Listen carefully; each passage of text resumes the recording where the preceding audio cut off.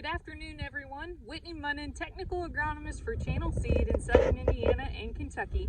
And I find myself today in a field here in Sturgis, Kentucky, and we're doing some evaluations in this field. Now, you might be able to tell from this field we have an increased level of residue.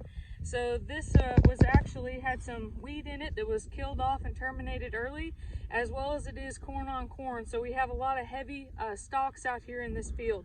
So our growers asked us to come out here and evaluate the corn because he's seeing some general unevenness within the crop.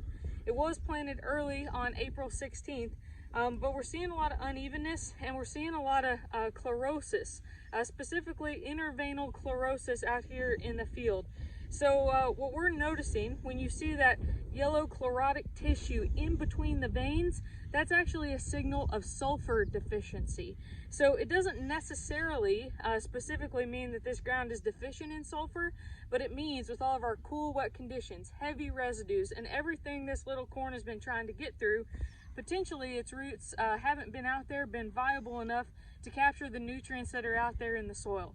So right now, our corn plant is really trying to photosynthesize, make its own food, and finally, since we have some heat and sunshine, trying to grow.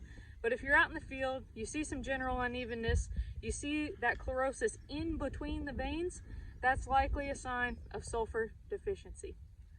Thanks so much for joining us for an agronomy break.